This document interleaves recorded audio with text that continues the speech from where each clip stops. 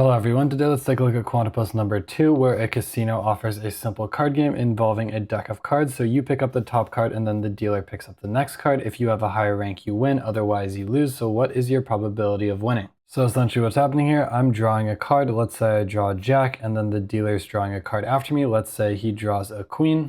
Well, then he would win in this situation because a queen has higher rank than a jack. But if I got a 10 and then the dealer got a 9, well, then I would win because 10 has higher rank than a 9. And the other part that gives the house edge to the dealer is that if our cards have equal rank, for instance, if we both draw a 7, then we lose. So let's just define some events that exist in our probability space. X is the event that my card is higher rank, D is the event that the dealer's card is higher rank, and the equal sign is the event that the cards are equal rank. And the key to solving this problem is just to notice the symmetry between X and D. So obviously if I have a deck of cards, the odds that I get a strictly higher rank than the dealer are just going to be equal to the odds that the dealer gets a strictly higher rank than me. So we know that the probability of X equals the probability of D by symmetry.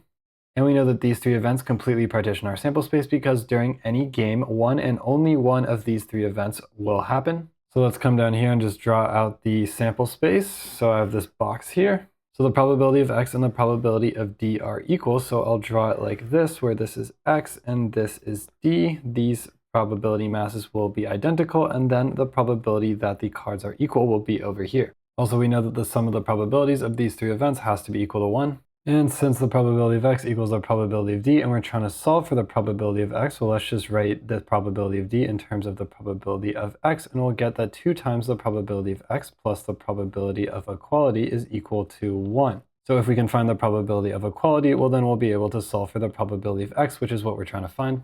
So what's the probability that 2 random cards drawn from the deck have the same rank? Alright, so let's say I flip over a card, let's just say it's a jack. Well, then what are the odds that the dealer's card has the same rank as mine? Well, there are 4 jacks in a deck. I already took 1, so there's 3 remaining. There's 52 total cards in a deck, and I already took 1, so there's 51 cards remaining. So the odds that I get another jack are 3 out of 51. And same probability for any rank that I choose first, right? So the probability of equality is 3 out of 51, and now we have everything that we need to solve for the probability of X. I'm just going to plug this back into our equation here. We know 3 out of 51 is equal to 1 on 17. So 1 minus 1 on 17 is going to give us 16 on 17, which is equal to 2 times the probability of X. And then we divide each side by 2. We get that the probability of X is equal to 8 on 17. So you can see a little bit less than 50%, and that's where the house edge for the dealer comes in.